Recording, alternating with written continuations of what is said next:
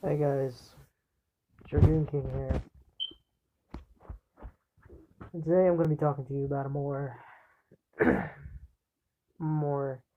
personal subject that's kind of close to home for me, I guess you could say. We're going to be talking about friends and fake friends, and as well as the do's and don'ts of friendship. Written, and I've taken and written them down, if you can believe that. Rule number one, the most important one: never lie to your friends. That's always important. How can you base a friendship online? How can you tell who this person that you have sworn as a shield brother, for those of you in more medieval terms, or, you know, ride or die? How do you know this person is willing to die for you and not just bail out the car when ride or die time comes? So don't lie. Personal experience with that one. Rule number two: don't ever blame your friend. Don't ever blame them for something that you did, no matter for what the reason. Well, to be more precise, yeah, if your friend does something to you, it's better to talk it out rather than just butt heads or punch things or get angry or something like that. But rule number three, probably the most important rule, is that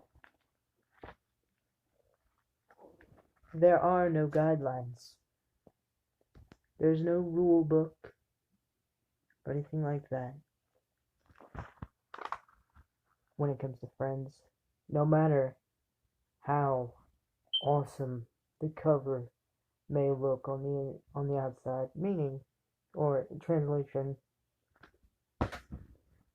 no matter how awesome your friendship looks on the outside, there's probably always going to be problems on the inside. So it's probably best to express those before the book comes unbound. Now, I'm not going to lie, I went through my fair share of friends in my 24 plus years. And one thing that does bother me is because I'm not like everyone else. Yes, I will openly admit that I don't get attached to people very easily. I'm afraid of what I can do to them because of the way I am. The point of the matter is I do care about people. I just try to care about them from a distance because anyone who gets close to me tends to get hurt, whether I intend for it to happen or not. And it doesn't really matter.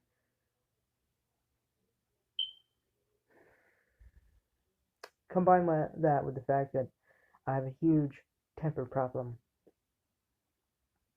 and then your friend is bound to see you on your worst day. And because you're so riled up, you don't even care what you say to them because you're at your lowest, and all they're trying to do is be at their best for you. So now you are at odds with you're at odds with them. You're at odds with this friend who you swore ride or die, and you wouldn't doubt if the zombie apocalypse came, they would leave you in a jail cell. And the sad part is you wouldn't blame them because you feel like you deserve it. At least there in the jail cell, you wouldn't be able to hurt anyone. I mean, shoot, if they, if your friend and their entire family and his girlfriend and her family don't like you, I mean, shit, that's a lot of people who don't like you. Maybe there's a good reason for them not to like you. And in that regard, I would say that you are right. But for that person to say that you never felt anything, any kind of kinsmanship towards them, that you never felt anything, that you never actually came back home after they tried to hurt themselves, and you came back home and were emotionally upset, and you didn't know what to do with it because you had never been emotionally upset before, so you didn't know what to do with it. You didn't know how to handle it. Hell, there were probably even times that you and your best friend did stupid shit. And looking back, those are probably the only good memories that you had. Because they don't even want to talk to you anymore. Don't let your friends get to that point in your life. Fix things before it's too late. If you're ever in a position like that, or if you're ever even halfway in a position like that, hold on to your friends, because you never know when you're going to need them. People say blood is thicker than water, but there's also a counter statement to that I'm pretty sure you all know well. You can't choose your family, but you can choose your friends. And there's also another quote that I'd like to add. Power is the worst. It draws the best. Actually, hold on a second. Let me try to remember it. It's a quote from Vikings, which, by the way, if you haven't checked that out, you should really check it out. It's on Hulu. But anyways, I digress. There's a quote that Ragnar Lothbrok says that I feel kind of fits the situation. Power is corruptive. It attracts the worst and corrupts the best. And the only people who are willing to get power are the ones who are willing to bow down for it, to do the dirty work. Now, that last part probably didn't mean anything, but it doesn't matter. The whole point of this video is to let you guys know that don't treat your friends like crap. And it doesn't matter how much you've been through. If you want to fix things, you can fix things. It's just a matter of mindset. Do you want to fix them? Do you want to? It's all a matter if you want to. I know I sure as hell want to. And the question is, do you?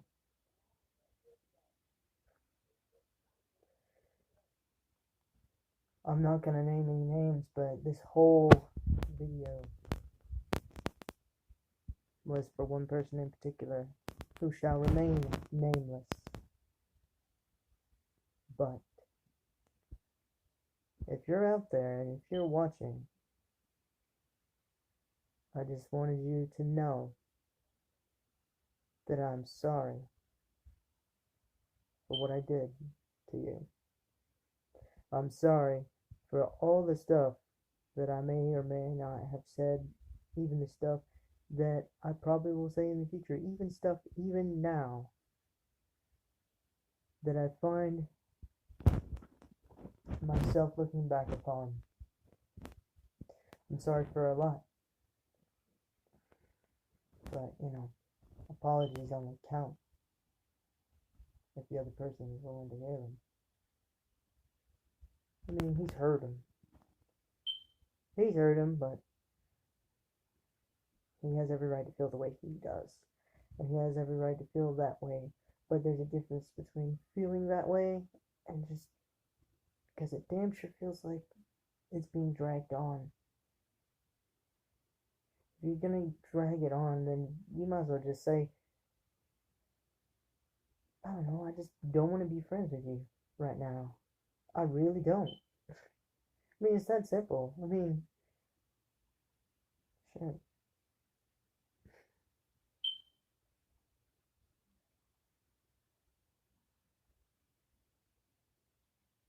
And I feel like another thing,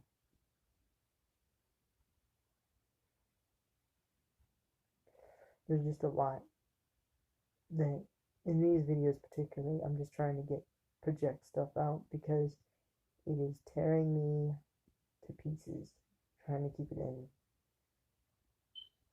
between a lot of stuff that's going on right now and stuff that I did, stuff that shouldn't have happened.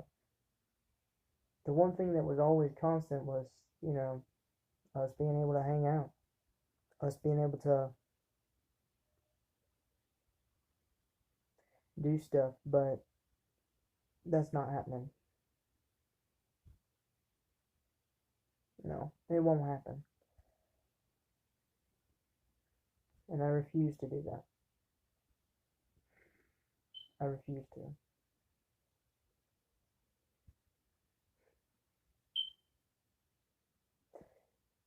I refuse to hang out as long as whatever is happening is happening. Now, you want apologies? I can give you apologies. It is up to you to whether or not you feel like they mean a damn. It's up to you to figure out whether or not. It's up to you to figure out whether or not things can be or should be different. And I'm not saying he's all to blame, because I am too. Okay? I'm to blame. I told him, I said some things, and I kept some things from him. For 10 years, I kept it from him. Because I didn't want to hurt him. I didn't want to scare him. I was afraid I was going to scare him away. I kept that bad side of me tucked away in a neat little corner where everything looked okay.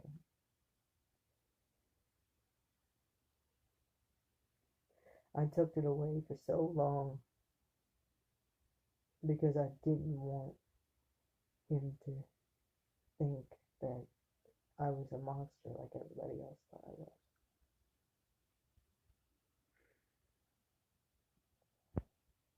And then finally, when that piece of me came out, he didn't know who I was.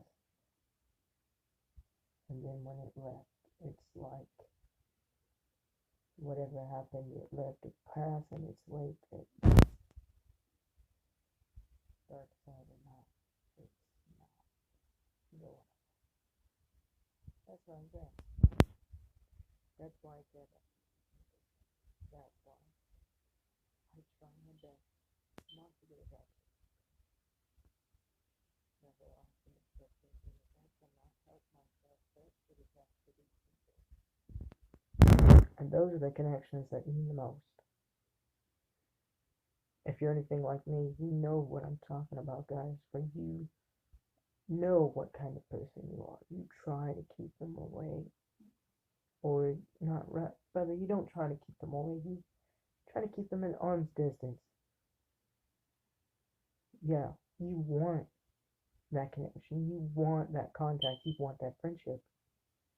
But at the same time, you're always hesitant to reveal 100% of yourself because you're afraid of what's going to happen. You're afraid of what they might think of you, of who you might become when that side of you happens. And normally, you do not give a shit what other people think at all. You could care less if your mother or if your father or if anyone. You could care less. You could watch somebody die in the middle of the street and you wouldn't feel a thing. You could watch your grandmother or your mother die and you wouldn't care. You could watch some friend, not best friend, but friend. You could watch a friend die and You just feel blank. And you don't feel bad. Well, no, I shouldn't say that. You feel bad because you feel bad because you know you should be feeling something, but the sole purpose of why you're feeling bad is because you don't feel a thing. You're not feeling bad because you actually miss the person or you regret not spending time with them. You feel bad because you know this person saw you in a light and put you on a pedestal, and you feel bad for not feeling anything because you want to repay them.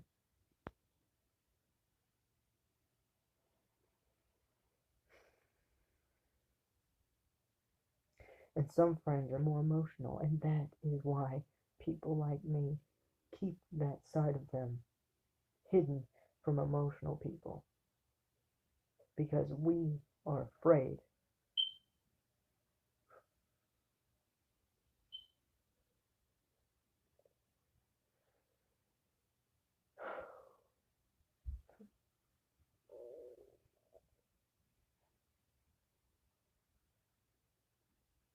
By now you know who you are, and I'm not trying to put you on blast. I just had to get some shit off my chest. And if I needed to apologize, I figured this was the most openly public and most derivative way that I could do it to set myself apart from everyone else who's ever apologized to someone. It's out there, out in the open, for the whole world to see. And these apologies aren't just for you either.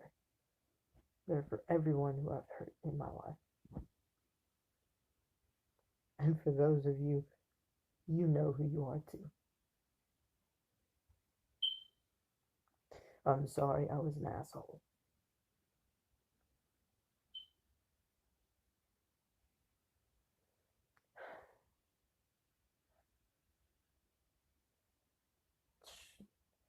Who knows, maybe this thing will go viral.